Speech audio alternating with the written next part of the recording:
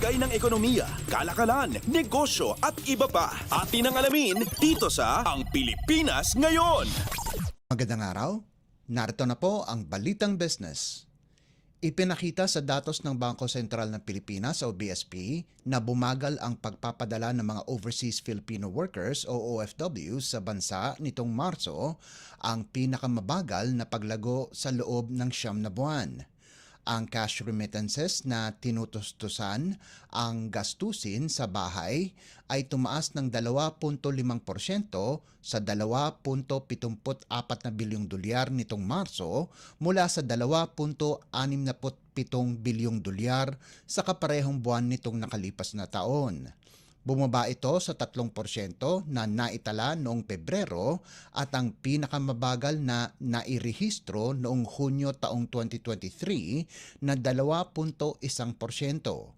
Sa buwan ng pagtaya, ang mga cash remittances na pinadala sa bangko ay tumaas ng 3.5% mula sa 2.65 bilyong piso noong Pebrero. Ang mga padala mula sa land-based workers ay tumaas ng 3% sa 2.15 bilyong piso nitong Marso, habang ang padala galing sa mga sea-based workers ay tumaas ng bahagya sa 588.79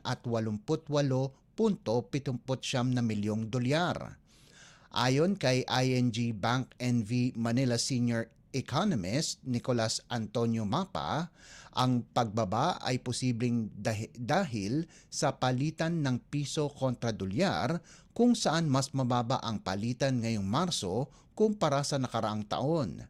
Dagdag ni Mapa na ang pagbilis ng inflation sa unang quarter ng taon kumpara sa nakalipas na taon ay posible ding dahilan kung bakit humina ng bahagya ang pagpapadala ng mga OFWs. Nitong Marso, bumilis ang inflation sa 3.7% kumpara sa 3.4% noong Pebrero, subalit mas mabagal ito kumpara sa 7.6% na naitala noong kaparehong panahon noong 2023. Inaasahan naman ng BSP na tataas ng 3% ang cash remittances ngayong taon. Lagay ng ekonomiya, kalakalan, negosyo at iba pa. Atin ang alamin dito sa Ang Pilipinas Ngayon.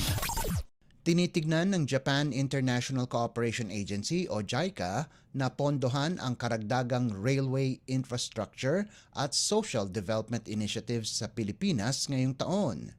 Sinabi ni JICA Chief Representative in the Philippines, Takema Sakamoto, na pinirmahan niya ang nasa 110 bilyong pisong pondo para sa bansa at inaasahan niyang nasa ganun din ang mapipirmahan niya ngayong taon.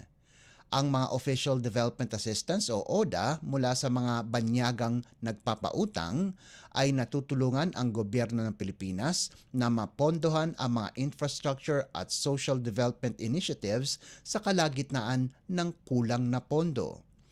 Ayon kay Sakamoto, ipagpapatuloy ng JICA na suportahan ang railway projects ng Pilipinas ngayong taon para hikayatin ang mga Pilipino na gumamit ng pampublikong transportasyon. Ipagpapatuloy din ng JICA ang pagpondo sa paggawa ng mga daanan at tulay sa bansa.